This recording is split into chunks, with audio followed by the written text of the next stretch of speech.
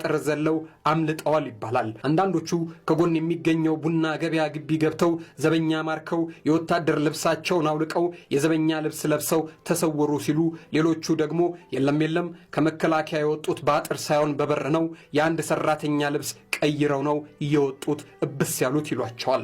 የጀነራል አበራ ከመከላከያ መሰወር ነገሮችን አመሰቃቀለው፣ ደበላለቀው። ከጦላይና ከአስመራ የመጣው ኃይል ምን ማድረግ እንዳለበት ግራ ተጋብቶ እርሳቸውን ይፈልጋል። እርሳቸው ግን ስልክ አያነሱም፣ ቢሮም የሉም። በዚህ ዘመን ሞባይል የሚባል ነገር አይታወቅም ነበር። ግንቦት 8 ቀትር 8 ሰዓት ግድም የጀመረው መፈንቅለ መንግስት ራሱን በራሱ እየበተነ አንድም ፋይዳ ያለው ነገር ሳያከናውን መሸበት። ደህንነቱ ተስፋዬ ወልደ ስላሴ ሻምበል መንግስቱ ገመቹን ይዘው መከላከያ አስከበቡ። እዚያውም በታንክና በብረት ለበስ። ከዚያ በፊት ግን ነገሩን በሰላም እንጨርሰው በሚል ሽማግሌ ተልኳል። ሌተናል ኮሎኔል አዲስ ተድላና ኮሎኔል ደበላ ዲንሳ ነበሩ አደራዳሪዎቹ። መፈንቅለ መንግስቱ ያበቃለት ጉዳይ ነው፣ ምንም ድርድር ብሎ ነገር የለም፣ ባይሆን አግዙን ሳይሏቸው አይቀርም እነ ጀነራል መርዕድ። ዞሮ ሰዓቱ ነጎደ። ማስታወቂያ ሚኒስትር አልተያዘም፣ ሬዲዮ ጣቢያ አልተያዘም፣ ቴሌቪዥን አልተያዘም። ሰዓቱ ነጎደ። የሳር ቅጠሉ አዛዦች በሙሉ እዚያ መሆናቸው ሳያዘናጋቸው አልቀረም። ጀነራል አበራ ድንገት ሰው ገድሎ መሰወር ግን ነገሮችን የበለጠ አወሳስቦት ነበር። የመንጌ ቀኝ እጅ ሞክሻቸው መንግስቱ ገመቹ የልዩ ብርጌድ ኃይላቸውን ከ4 ኪሎ አንቀሳቀሱ። መከላከያ ሚኒስትሩም እንደተባለው አደረገ፣ ከበበ። ውስጥ እነ ጀነራል ፈንታ በላይ፣ እነ ጀነራል አምሃ፣ እነ ጀነራል መርዕድ ምን እያደረጉ እንዳሉ የሚያውቅ ምድራዊ ኃይል የለም። ሆኖም በዚያ ሰዓት መከበባቸውን እንደተረዱ ከአስመራ ይመጣል የተባለው አየር ኃይል ባለመድረሱ ተስፋ ቆርጠው ሊሆን ይችላል። ብርጋዴር ጀነራል መርዕድና ጀነራል አምሃ ዛሬም ድረስ ግልጽ ባልሆነ ሁኔታ እዛው ራሳቸውን አጠፉ። ከዚያስ በኋላ ክብራትና ክብራን ግንቦት 9 ማታ ኮሎኔል መንግስቱ ከምስራቅ ጀርመን ጉብኝታቸውን አቋርጠው ኮሽታ ሳያሰሙ ተመለሱ። ግንቦት 10 ጀነራል ደምሴ ቡልቶ በገዛ ወታደሮቻቸው ተገደሉ። ከእርሳቸው ጋር በድምሩ 18 ከፍተኛ መኮንኖች ተመሳሳይ ክፉ ዕጣ ገጠማቸው። በሟቾቹ ሬሳ ላይ እጅግ የሚቀፍ ታሪክ የሚጸየፈው የሰይጣን ድርጊት ተፈጸመ።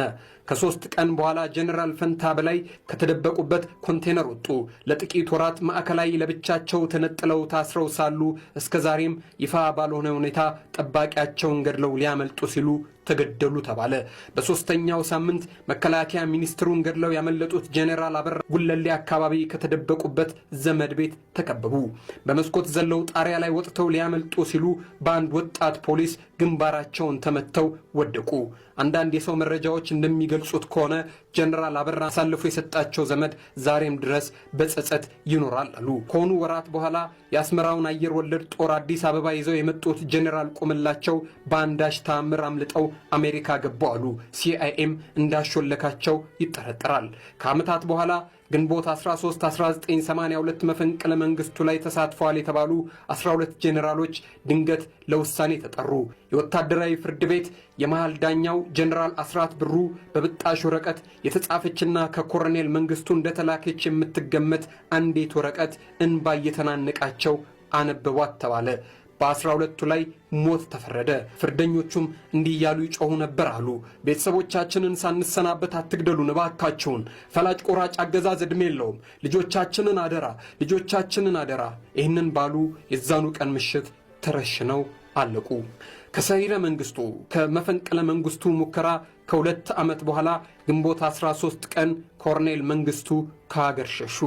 የኮሎኔሉን ሽሽት ተከትሎ ለአንድ ሳምንት ርዕሰ ብሔር የሆኑት ጀነራል ተስፋዬ ገብረ ኪዳን ሞታቸውን እየተጠባበቁ ለነበሩ ጥቂት የመፈንቅለ መንግስቱ ተከሳሾች ምህረት አወጁ። ክብራትና ክብራን ይህንን ጽሑፍ ያሰናዱት አቶ ደራሲ መሐመድ ሰልማን ናቸው። ክብራትና ክብራን የመንጎል ቲዩብ ተከታታዮች ይህንን ጽሑፍ ያገኘነው ከአማርኛ ቢቢሲ ነው። ይህንን ጽሑፍ ያሰናዱት ደግሞ ደራሲ መሐመድ ሰልማን ናቸው። ልክ ከዛሬ 30 ዓመት በፊት ግንቦት 8 ቀን የሆነው ይህንን ነበር። ክብራትና ክብራን የመንጎል ቲዩብ ተከታታዮች እነዚህንና መሰል አይነት ታሪኮች እንዲደርሱ ፖለቲካዊ፣ ኢኮኖሚያዊና መሰል ክስተቶች እንዲደርሱ መንጎል ቲዩብን ላይክ፣ ሼር፣ ሰብስክራይብ ያድርጉ። አብራችሁን ስለቆያችሁ እናመሰግናለን።